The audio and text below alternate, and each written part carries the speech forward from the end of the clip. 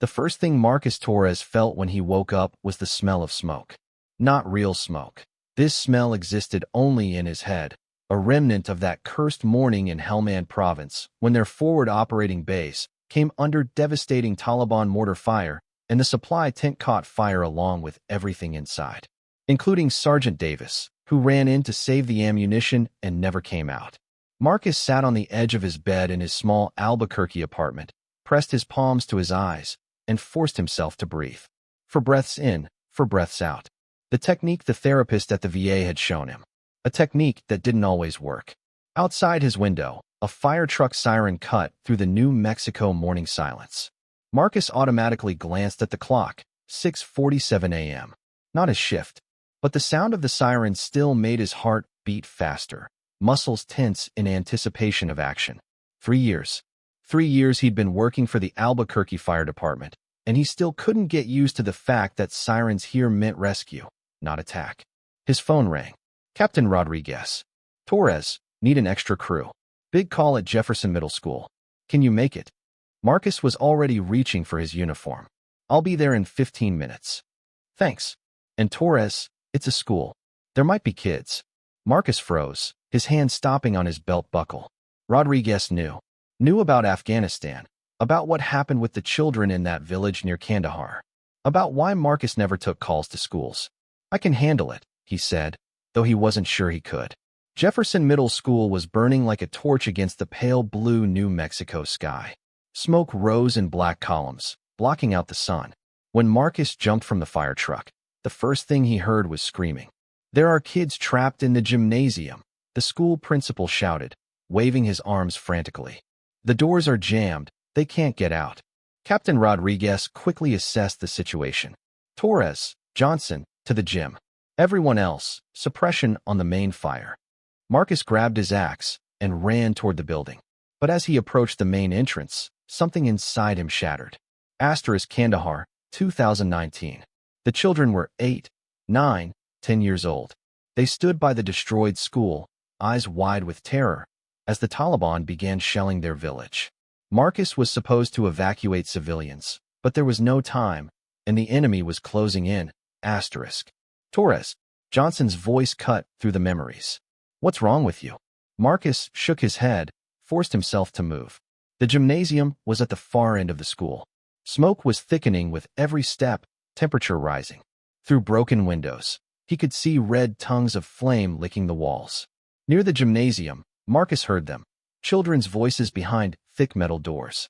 Panic, screams, crying. They're blocked from inside, Johnson gasped. Something fell against the doors from the other side. Marcus examined the doors. Steel, heavy, with electronic locks that had obviously failed due to the fire. An axe wouldn't work here. We need to find another way, Johnson said. But Marcus was already moving. He remembered the building layout from the briefing 3 years ago. Service corridor on the other side of the gym. Narrower, smokier, but possible. Where are you going? Johnson shouted. Marcus didn't answer. He ran through the burning corridors, lungs burning from smoke. In Afghanistan, he'd learned to move quickly through dangerous territory. Those skills never left him. The service corridor was hell. Smoke so thick he had to feel his way along the wall. Temperature had risen so high that metal handrails burned his palms, even through gloves. Kandahar again. A burning house, children crying inside. Taliban 300 yards away and closing. Orders were to retreat, but the crying, Marcus pushed away the memories and found the service door to the gym. Locked. He stepped back and hit it with his shoulder. Once. Twice. On the third try, the door gave way. The gymnasium was full of smoke, but no fire yet. At the far end, pressed against the wall, stood 30 children aged 13 to 17. Some were crying, others helping the younger ones. Listen to me, Marcus shouted. I'm a firefighter. I'm getting you out of here. But the children didn't move. They looked at him with fear. A big man in firefighter gear, face blackened with soot, eyes wild with adrenaline. Don't be afraid, Marcus said more gently. Everything will be okay. One girl, maybe 16, stepped forward. How do we know we can trust you? She asked. Marcus stopped. In her eyes, he saw a fear he knew too well. The fear of children who had seen too much. You don't, he replied honestly. But I'm here to help. Something cracked behind the wall. The fire was getting closer. "We need to go now," Marcus said. "Stay together. Don't let go of each other's hands. I'll lead you to safety." The next 5 minutes were the longest of Marcus's life. He led 30 children through the burning school, making sure no one fell behind, pushing those who slowed down, shouting when someone panicked. Just like Kandahar. The same fear in children's eyes. The same responsibility. The same prayer. Let them all come out alive. When they ran out of the building, Marcus fell to his knees. His lungs were burning, his heart beating so hard he feared it would stop. But all 30 children were alive.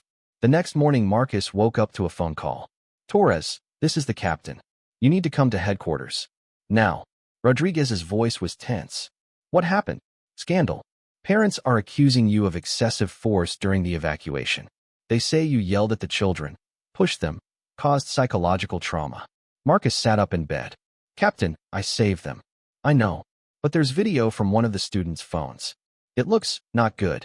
In Captain Rodriguez's office, Marcus watched the tablet screen. The video was taken during the evacuation. In it, he looked like a madman, shouting at children, grabbing their hands, pushing them forward through the corridor. "My daughter was in that gymnasium," said a blonde woman in a blue suit. "She still can't sleep. She says that firefighter was scarier than the fire." 3 other parents stood beside her, all with grim faces. "We demand an investigation," the woman continued. "This man clearly has psychological problems. Probably PTSD or something similar. He shouldn't be working with children." Marcus felt something cold spreading through his stomach. PTSD. They knew. "Mrs. Henderson," Captain Rodriguez said, "Firefighter Torres saved the lives of 30 children." "At what cost?" she snapped. "Psychological trauma? My daughter needs therapy." Marcus remained silent. He watched the video and saw himself through others' eyes. Not a hero. A scary man shouting at children. "Torres," the captain said, "you're suspended pending the investigation." The next 2 weeks Marcus spent at home, watching news about himself.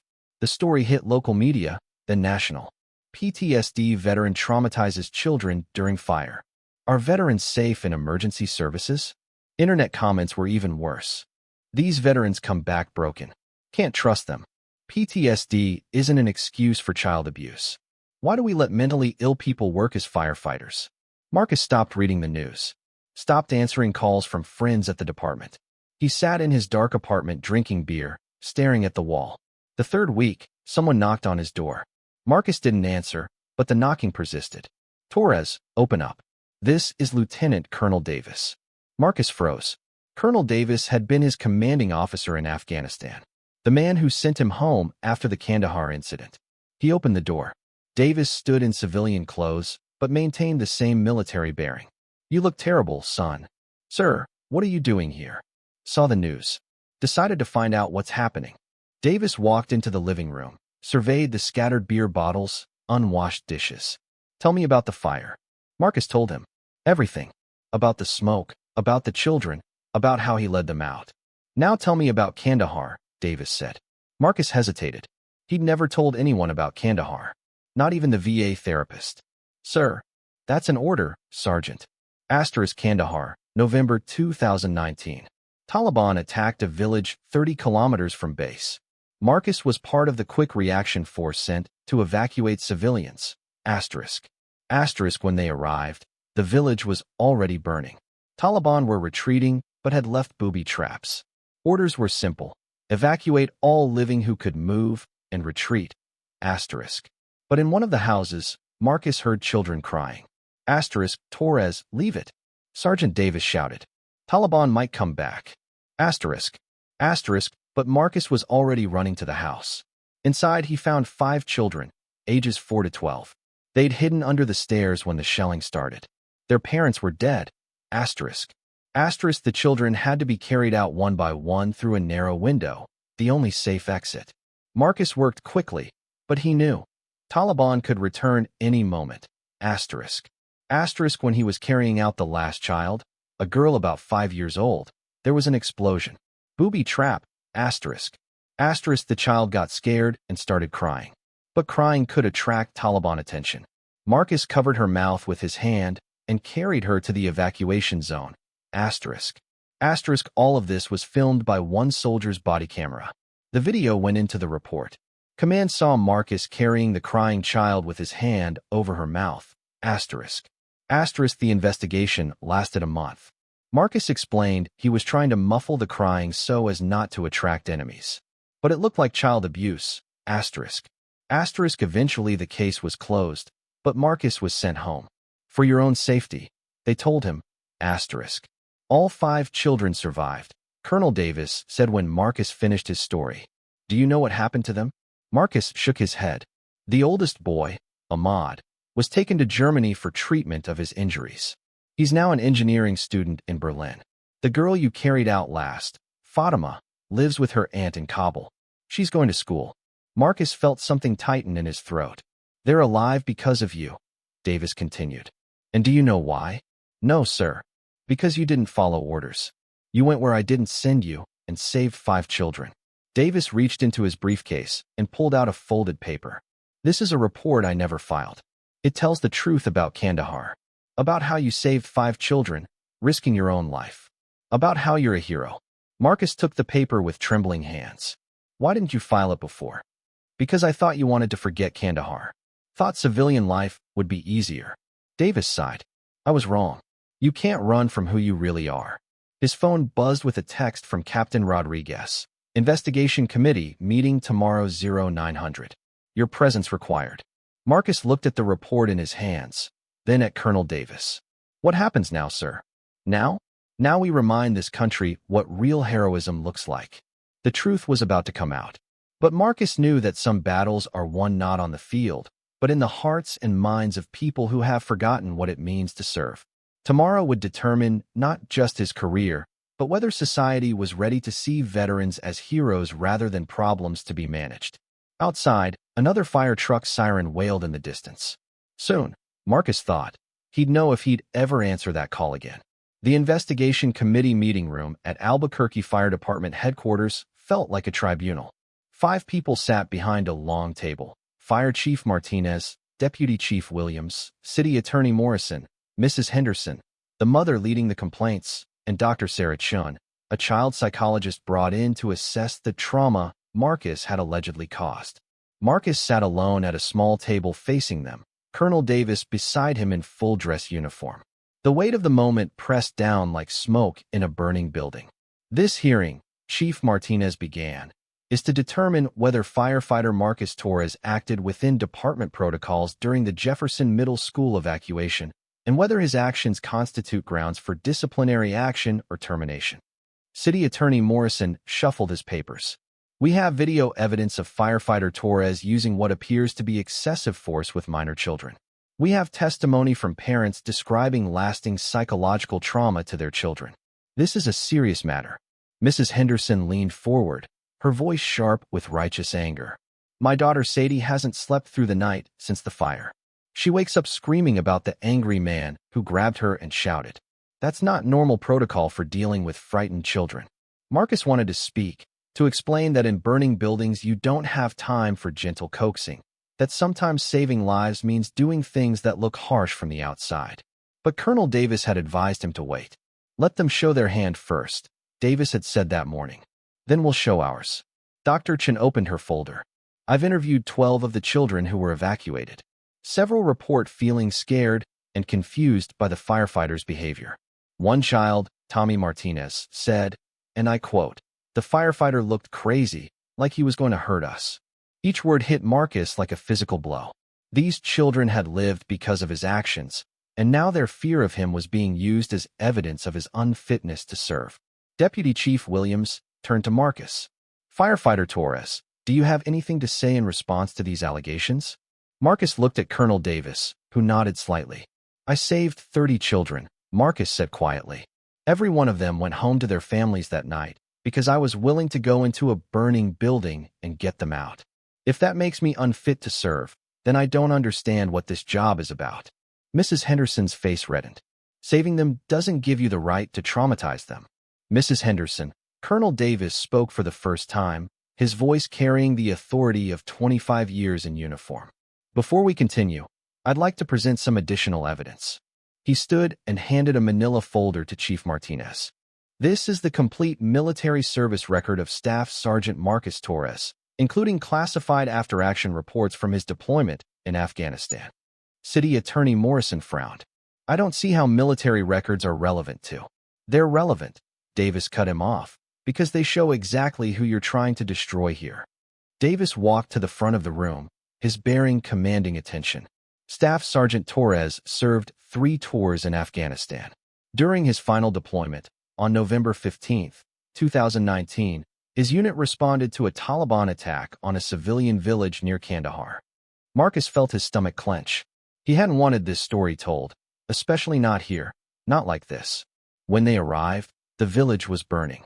Taliban had retreated but left booby traps. Standard protocol was to evacuate mobile civilians and withdraw. But Torres heard children crying in a bombed house. Davis's voice grew harder. Against direct orders, he entered that house. Inside were 5 children, ages 4 to 12, hiding from the Taliban attack that had killed their parents. Mrs. Henderson's angry expression began to waver. Torres had to evacuate those children one by one through a window, the only safe exit. When he was carrying out the last child, a 5-year-old girl, a booby trap exploded nearby. The child panicked and began crying. In hostile territory, with Taliban potentially in the area, a crying child could have gotten them all killed. Davis pulled out a photograph and placed it on the table. That 5-year-old girl is now 13. Her name is Fatima. She's in school in Kabul, learning to read and write. She's alive because Marcus Torres was willing to risk everything to save her. The room had gone completely silent. The boy in this photo is Ahmad, Davis continued, placing another picture down. He's now studying engineering in Berlin. This is his sister Zara, now a teacher in Kandahar. This is Hassan, studying medicine in Pakistan. With each photograph, Mrs. Henderson seemed to shrink further into her chair. All 5 children Torres saved that day are alive, thriving, contributing to the world. But when the incident was investigated, all the review board saw was a soldier covering a child's mouth. It looked bad. It looked like abuse. So they sent him home. Davis turned to face the committee. Now you're doing the same thing.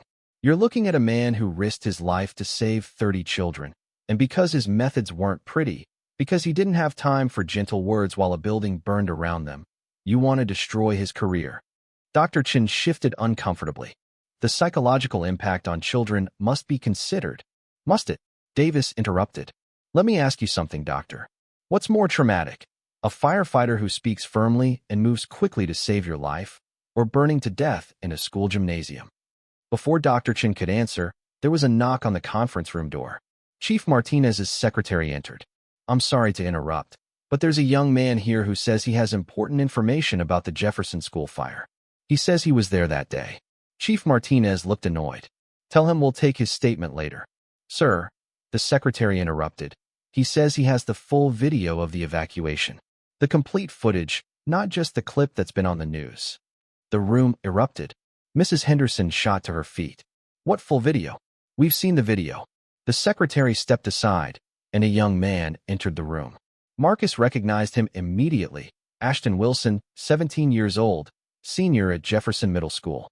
He'd been one of the kids in the gymnasium. Mr. Wilson, Chief Martinez said, you said you have additional footage?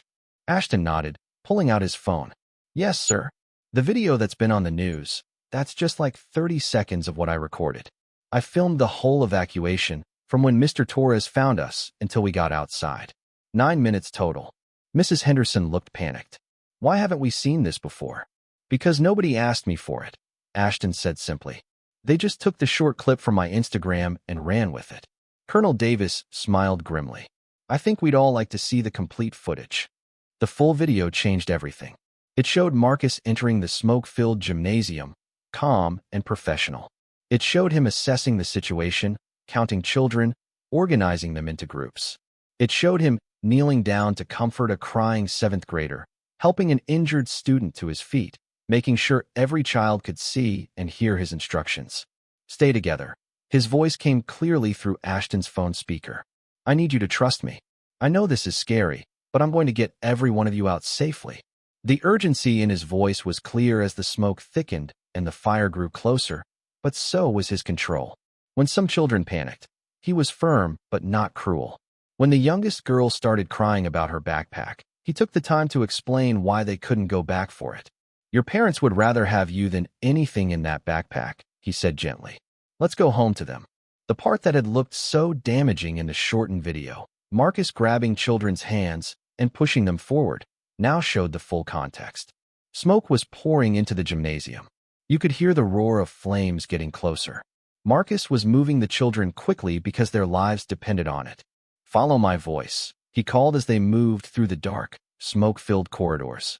Don't let go of each other. We're almost out. When they finally emerged from the building, the video showed Marcus collapsing to his knees, gasping for air. And then, something that hadn't made the news at all, him turning around and counting every child again, making sure all 30 had made it out. Is everyone okay? He asked, his voice hoarse from smoke inhalation. Anyone hurt? Anyone missing? Only when he was absolutely certain every child was safe did he allow the paramedics to check him over. Dr. Chun was the first to speak when the video ended. This isn't what I was told happened. Ashton Wilson stepped forward. Dr. Chun, I think there's been a misunderstanding. Nobody was traumatized by Mr. Torres. We were traumatized by almost dying in a fire. Mr. Torres is the reason we didn't. Mrs. Henderson looked stricken. But Sadie said, Mrs. Henderson, Ashton interrupted respectfully, Sadie's my friend. She's having nightmares about the fire, not about Mr. Torres. She talks about him all the time, about how he promised we'd all get out safe, and how he kept that promise. Mrs. Henderson's face crumpled. I misunderstood. When she described the angry man, I thought. He wasn't angry, said another voice from the doorway. Everyone turned to see a girl about 15 entering the room. Mom, can I come in? Mrs. Henderson looked confused. Sadie, what are you doing here?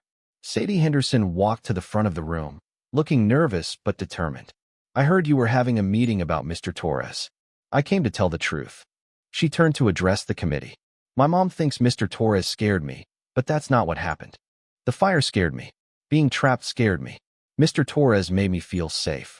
Sadie's voice grew stronger. When we were in that gymnasium and the smoke was getting thick and some kids were crying, Mr. Torres knelt down and looked right at me. He said, I know this is frightening, but I'm not going to let anything happen to you. That's a promise. And I believed him. Mrs. Henderson was crying now. Sadie, you said he was angry. I said he seemed angry at the fire, Mom. Not at us. He was fighting the fire to protect us. Sadie turned back to the committee. The nightmares I'm having aren't about Mr. Torres. They're about what would have happened if he hadn't been there. The hearing was recessed for 30 minutes while the committee deliberated. Marcus sat in the hallway with Colonel Davis, watching parents and children from Jefferson Middle School arrive. Word had spread somehow, probably through social media, and they'd come to show support. Tommy Martinez, the boy who Dr. Chun had quoted as saying Marcus looked crazy, approached with his mother. Mr. Torres? Tommy's voice was small. I'm really sorry about what I said to the doctor lady. I didn't mean you were scary crazy. I meant you were brave crazy, like willing to run into fire crazy. My dad says that's the best kind of crazy to be. Tommy's mother squeezed her son's shoulder. We wanted to thank you. And to apologize. We should have spoken up sooner. One by one, other families approached. Parents who had initially been angry or afraid, now understanding what had really happened. Children who wanted to tell Marcus he was their hero. 8-year-old Maria Gonzalez tugged on his shirt. Mr. Torres, are you really a soldier too? I was, Marcus said, kneeling down to her level. A long time ago. Did you save kids there too? Marcus glanced at Colonel Davis, who nodded encouragingly. Yes, I did. That's your job, isn't it? Saving kids. Out of the mouths of babes. Marcus felt something shift inside him. Some burden he'd been carrying since Kandahar beginning to lighten. I guess it is. When the committee reconvened, Chief Martinez's expression was grave. After reviewing the complete evidence, including the full video footage and additional testimony, this committee finds that firefighter Marcus Torres acted not only within department protocols, but above and beyond the call of duty. Relief flooded through Marcus, but the chief wasn't finished. Furthermore, we owe Mr. Torres and his family a public apology for the way this investigation was handled. The incomplete evidence and rush to judgment reflect poorly on this department and this city. Mrs. Henderson stood up. Chief Martinez, if I could say something? She walked to where Marcus sat. Mr. Torres, I owe you the biggest apology of all. I almost destroyed your reputation because I was scared and confused and looking for someone to blame for my daughter's nightmares. You saved her life, and I tried to ruin yours. I'm deeply, profoundly sorry." Marcus stood and extended his hand. "Mrs. Henderson, you were protecting your daughter. That's what good parents do. No apology needed." But she didn't take his hand. Instead, she hugged him, crying openly. "Thank you for bringing my baby home." The press conference that afternoon was a reversal of the media storm that had nearly destroyed Marcus's career. Local news stations covered the story of the full video that changes everything. National outlets picked up the story of the veteran firefighter who'd saved 30 children and been wrongly accused. But the moment that meant the most to Marcus came after the cameras stopped rolling. Chief Martinez approached him privately. "Torres, I have something to tell you. We've had 3 other fire departments call today, asking about your availability. Word is getting out about what really happened and about your military background. They want firefighters like you." Marcus shook his head. "Chief, I'm not looking to transfer. Albuquerque is my home." "Good, because I'm not looking to lose you. In fact, I have a proposition." Martinez pulled out a folder. "The city has approved funding for a pilot program, a training academy specifically for veterans interested in emergency services. Fire, EMS, search and rescue. They want you to run it." Marcus stared at the folder. "Sir, I don't understand." "Torres, you've got something that can't be taught in a classroom. You've got the ability to stay calm under pressure, to make life or death decisions, to carry people out of hell itself. And you've got the experience to train others who've been through similar things." The chief's expression grew serious. "There are thousands of veterans struggling to find their place in civilian life. Many of them have exactly the skills we need in emergency services, but they don't know how to translate their military experience. You could bridge that gap." Marcus thought about his fellow veterans, about the ones who'd come home to civilian jobs that felt meaningless after the intensity of combat, about the ones who struggled with PTSD and survivor's guilt and the feeling that their best years were behind them. "When would this start?" he asked. 3 months. Gives us time to set up the facility and start recruiting." "But Torres," Martinez paused. "This isn't just about job training. These men and women need to see that their service meant something, that their skills have value. They need to see that being a veteran isn't a liability, it's an asset." As Marcus drove home that evening, he thought about Ahmad and Fatima and the other children from Kandahar, about the 30 kids from Jefferson Middle School, about Colonel Davis's words, "You can't run from who you really are." Maybe he'd been running from the wrong thing. Maybe the problem wasn't his military training or his combat experience or even his PTSD. Maybe the problem was thinking those things made him broken instead of uniquely qualified to help others. His phone buzzed with a text from an unknown number. "Mr. Torres, this is Ashton Wilson. Just wanted you to know, I'm planning to study fire science in college. Because of you. Thank you for showing me what real courage looks like." Marcus smiled and pulled into his apartment complex. Tomorrow he would start planning a training program for veterans. Tomorrow he would begin turning his pain into purpose. But tonight, for the first time in years, he thought he might actually sleep through the night without dreaming of smoke. 6 months later, Marcus Torres stood in front of a converted warehouse on the outskirts of Albuquerque, watching contractors install the sign, "Torres Veterans Emergency Services Academy." The morning sun reflected off the metal letters, casting long shadows across the parking lot, where 12 military veterans would soon learn to channel their combat experience into saving civilian lives. The first cohort was diverse in every way except one. They all carried invisible wounds from their service. Marine Staff Sergeant Jessica Chun, who'd lost her left leg to an IED in Iraq, but could still outrun most two-legged recruits. Army Ranger David Prophet Williams, whose steady hands that once disarmed bombs now shook from nerve damage and PTSD. Navy Corpsman Maria Santos, who'd saved countless lives in Afghanistan only to come home feeling useless in a world that seemed to have forgotten how to value sacrifice. "Nervous?" Colonel Davis asked, approaching from the parking lot. He'd taken early retirement to help establish the academy, trading his Pentagon desk for the chance to rebuild broken warriors. Terrified, Marcus admitted. "What if I can't reach them? What if they look at me and see just another damaged vet trying to play hero?" Davis smiled. "Then you'll be honest about it. That's what makes you different from the instructors they had in basic training. You're not pretending to be something you're not. The sound of vehicles arriving interrupted them. 12 veterans climbed out of cars and pickup trucks, some moving with military precision, others clearly struggling with injuries, both visible and hidden. Marcus studied their faces, the careful neutrality that came from being disappointed too many times, the skepticism born of programs that promised much and delivered little. "Gather around," Marcus called, his voice carrying the authority that never quite left former NCOs. "Before we go inside, I want to tell you something. Every person standing here survived things that would break most people. You've carried wounded comrades to safety, made split-second decisions under fire, functioned as part of a team where failure meant death." He paused, making eye contact with each veteran. "Civilian employers look at your military experience and see a problem to be managed. They worry about PTSD, about whether you can adjust, about whether you're stable. I'm here to tell you that everything they see as a weakness is actually a superpower in emergency services." Marine veteran Tony Rodriguez, who'd been skeptical since the moment he walked in, raised his hand. "Sir, with respect, we've heard this speech before. Your military skills translate. But when I interviewed for police departments, all they wanted to know was whether I was going to snap and hurt someone." Marcus nodded. "Tony, right? 3 tours in Fallujah, Silver Star for carrying wounded Marines out of a kill zone." Rodriguez looked surprised. "How did you?" "Because I read every file. Because every person here has a story of courage that civilians can't comprehend." Marcus's voice grew harder. "And because I've been where you are. 3 weeks ago, parents accused me of child abuse for saving their kids from a fire. They said I was too aggressive, too military, too damaged to work with children." The group stirred uncomfortably. Several had seen the news coverage. "But here's what they didn't understand," Marcus continued. "In a burning building, you don't have time for gentle persuasion. When lives are on the line, decisive action saves people.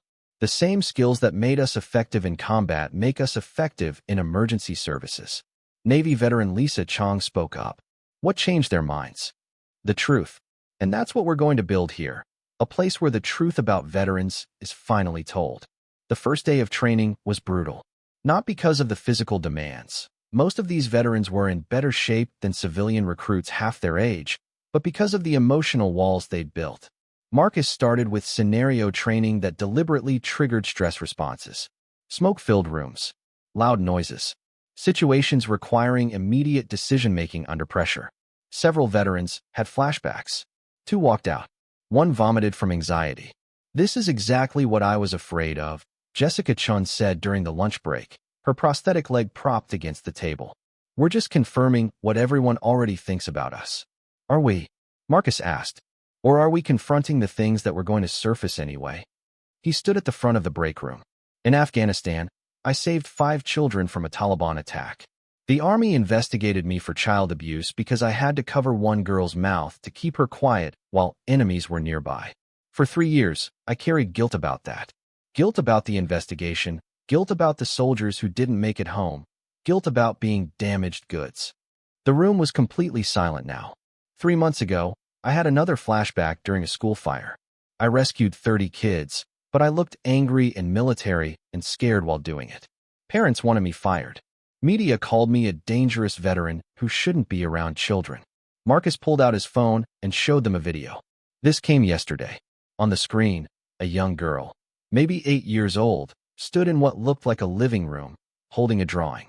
"Hi, Mr. Torres," she said in the video. "I'm Maria, from the school fire. I drew you a picture." She held up the drawing, a crude but recognizable figure in firefighter gear, surrounded by stick-figure children. "You're my hero. My mom says some people were mean to you because they didn't understand. But I understand. You saved us because that's what heroes do." The video continued with Maria's mother speaking. "Mr. Torres, Maria insists on saying a prayer for you every night. She says you're one of God's angels, and angels sometimes have to look scary to fight the bad things. I wanted you to know that our family will never forget what you did." When the video ended, several veterans were wiping their eyes. "The point," Marcus said quietly, "isn't that we're not damaged. The point is that our damage doesn't define our worth. Our actions do." By the end of the first month, the group had bonded in ways that surprised even Marcus. Veterans who'd arrived suspicious and defensive were now working as a unit, covering each other's weaknesses and amplifying each other's strengths. David Prophet Williams had become the group's expert on hazardous materials, his bomb disposal experience translating perfectly to chemical spill containment. Jessica Chin's mechanical aptitude and fearlessness made her a natural for high-angle rescue operations. Maria Santos's medical training elevated the entire group's emergency care capabilities. But the real breakthrough came during a live-fire training exercise at an abandoned apartment complex. The scenario: potential victims trapped on the third floor, heavy smoke, structural integrity compromised. 2 teams went in, one led by Marcus, one by Jessica Chin. Marcus's team found their victims, training mannequins, quickly and efficiently. Chin's team took longer but rescued an additional mannequin that Marcus's team had missed. During the debrief, Marcus made a crucial decision. Jessica, your team's approach was better than mine. You took the time to do a thorough search, even under pressure. That's the kind of thinking that saves lives. Chin looked surprised. Sir, your team was faster. Speed without thoroughness gets people killed. In the field, I want you leading search operations. It was a small moment, but it changed everything. For the first time, these veterans saw their instructor not as an authority figure to please, but as a leader who valued their expertise and trusted their judgment. Word of the Academy's success began spreading through veteran networks. The Department of Veterans Affairs sent observers. Fire departments from other states inquired about establishing similar programs. Media outlets that had once questioned whether veterans were suitable for civilian emergency services now featured stories about the Academy's innovative approach. But the real validation came from an unexpected source. Torres Veterans Academy. This is Marcus. Mr. Torres? This is Captain Sarah Mitchell, Colorado Springs Fire Department. We've got a situation here, and we need your help. Marcus glanced at the clock, 11:30 p.m. on a Tuesday. Emergency calls at this hour were never good news. What's the situation, Captain? We've got a veteran firefighter, Jake Morrison, who's been struggling since he came back from Iraq. Good guy, great firefighter, but he's having issues. Today he had what looked like a PTSD episode during a house fire. He's being investigated, possibly facing termination. Marcus felt a familiar cold anger. What kind of episode? He broke protocol to search for victims in a section of the house that was already cleared. When questioned, he said he heard voices calling for help. Command thinks he's having auditory hallucinations. Captain, has anyone considered that he might have actually heard something? The house was searched twice. Nothing there. Marcus was already reaching for his jacket. I'll be there tomorrow.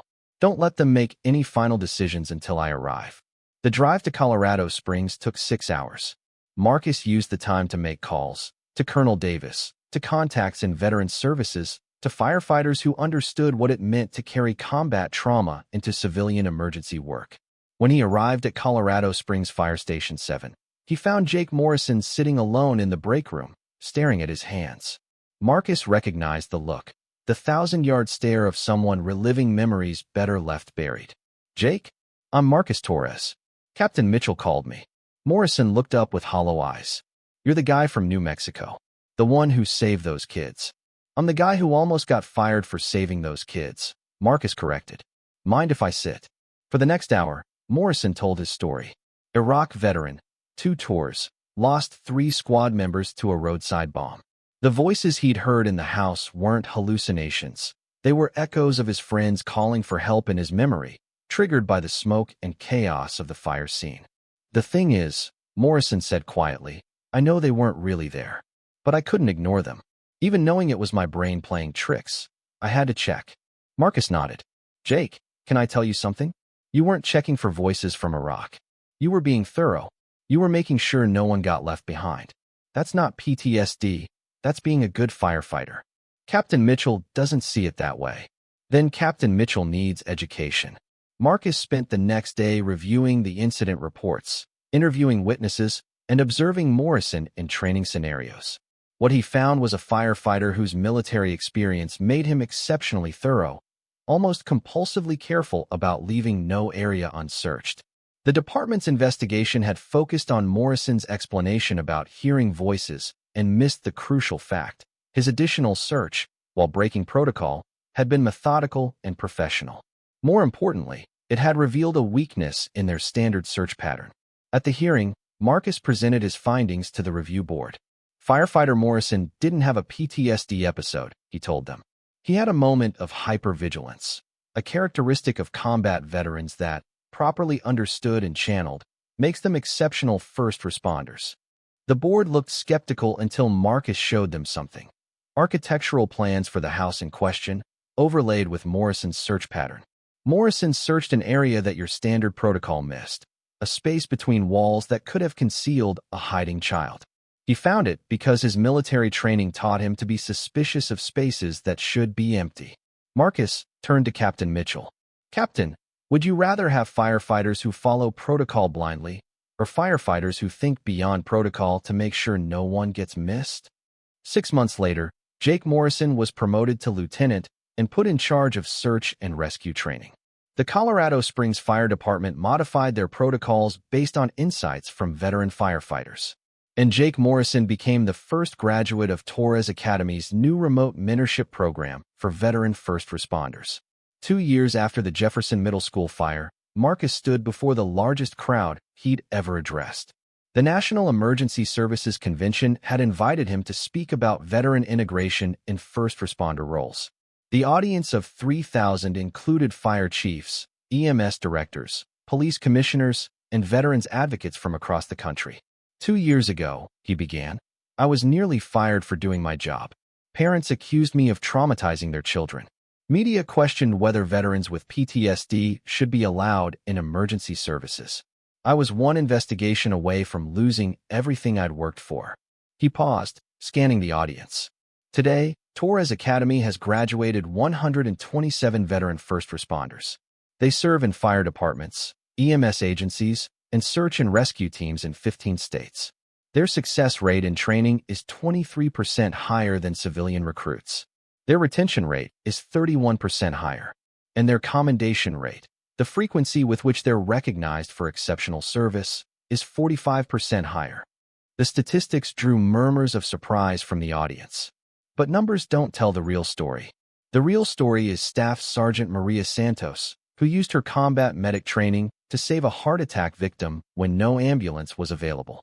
The real story is Marine veteran Tony Rodriguez, who rappelled into a flash flood to rescue 3 children because his infantry training taught him to improvise under pressure.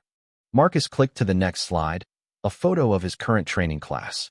The real story is former Army Ranger Lisa Park, who developed new protocols for handling bomb threats because she actually knows what IEDs look like. These aren't broken veterans struggling to adapt. These are elite warriors finding new missions. He paused for the most important part of his speech. But here's what I learned that changed everything. We were asking the wrong question. Instead of asking, how do we fix veterans so they can serve civilians? We should have been asking, how do we help civilians understand what veterans have to offer? Marcus told them about Ashton Wilson, the high school student who'd filmed the complete evacuation video. Ashton was now a sophomore studying fire science, inspired by what he'd witnessed. He told them about Sadie Henderson, whose nightmares had turned into dreams of becoming a paramedic. He told them about the dozen children from Jefferson Middle School who now visited the academy regularly, learning safety skills and seeing veterans as heroes rather than problems. Change doesn't happen when we hide our scars, Marcus concluded. It happens when we show people that scars are proof of survival, evidence of strength, marks of those who've been tested and endured. The standing ovation lasted 4 minutes. After the convention, Marcus received a message that changed his perspective forever. It was a video call from Afghanistan, specifically from a small school in Kabul. On his screen appeared a young woman in a hijab, maybe 18 years old, standing in front of a classroom of children. Mr. Torres, she said in careful English, my name is Fatima. You saved my life when I was 5 years old, in my village near Kandahar. Marcus felt his throat close up. Fatima, yes, I am teacher now. I teach children in Kabul. When I heard about your fire academy on internet, I wanted to thank you, not just for saving my life, but for showing me what heroes look like. She gestured to her classroom. I tell my students about the American soldier who risked everything to save children he didn't know. I tell them that heroes exist, and sometimes they look frightening when they're fighting to protect us. Fatima smiled, and Marcus saw in her face the scared 5-year-old he'd carried to safety 13 years ago. I wanted you to know that the little girl you saved is now saving others in a different way. I teach children to read, to think, to hope. You gave me life, and now I give others knowledge. She paused, then said something that hit Marcus like a physical blow. My students ask me if I ever see you again. Well, I tell you something. They want you to know that heroes in America and heroes in Afghanistan, we are same. We protect children. We serve others. We don't give up. When the call ended, Marcus sat in his office for a long time, thinking about circles and purposes and the strange way life connects distant moments across time and geography. 5 years after the Jefferson Middle School fire, Marcus Torres received a call that brought his story full circle. Torres Academy, this is Marcus. Mr. Torres, this is Fire Chief Anderson from Bend, Oregon. We've got a situation here I think you'd want to know about. Marcus leaned back in his chair. What kind of situation? We've got a school fire. Middle school, for 100 students. The evacuation went perfectly. Everyone out safe. No injuries. The firefighter who led the evacuation is one of your graduates, Jessica Chun. Marcus smiled. That's great news, Chief. Why are you calling? Because the parents are calling her a hero. The kids are calling her a hero. The media wants to interview her. And she keeps saying she learned everything from you. Jessica earned her own heroism. Maybe so, but she wanted me to tell you something. She said to remind you that heroes don't just save people once. They save people by teaching others how to save people. She said you'd understand. That evening, Marcus walked through the Torres Academy training facility one more time. In the main hall hung photographs of every graduate, along with brief descriptions of their service, both military and civilian. The wall had started with 12 photos and now held over 200. At the center of the display was a simple plaque with a quote that had become the Academy's motto. Courage is not the absence of fear, but action in spite of it. Service is not the absence of pain, but purpose in spite of it. Below that, in smaller text, dedicated to all who serve, who save, and who refuse to let their scars define their worth. Marcus's phone buzzed with a text from an unknown number. Mr. Torres, this is Ahmad from Berlin. I just became a certified EMT here in Germany. Thought you should know that the boy you saved is now saving others. The circle continues. Marcus smiled and walked outside. The New Mexico sunset painted the sky in brilliant oranges and purples. Somewhere in the distance, a fire truck siren wailed. Not urgent, just returning to station after a call. For years, that sound had triggered memories of combat, of loss, of things he couldn't change. Now it triggered something else. Pride in the veterans he'd trained, hope for the lives they'd save, and peace with the knowledge that some things, love, service, sacrifice, transcend trauma. Marcus Torres had learned the hardest lesson of all. You don't overcome your past by forgetting it. You overcome it by finding a way to make it serve something larger than yourself. In his pocket, his phone held dozens of messages from graduates, from saved civilians, from children who'd grown up to become first responders themselves. Each message was proof that heroism isn't a moment. It's a movement, passing from one person to another like a flame that refuses to be extinguished. As Marcus drove home, he thought about tomorrow's new class of veteran recruits. 12 more broken warriors looking for purpose. 12 more chances to prove that the best heroes are the ones who know what it costs to save others. And somewhere in Afghanistan, a teacher named Fatima was tucking her students into bed, telling them stories about heroes who refuse to give up, who turn their pain into purpose, and who prove every day that the strongest people are often the ones who've been broken and chose to heal. The circle was complete. But circles, Marcus had learned, never really end. They just keep getting bigger.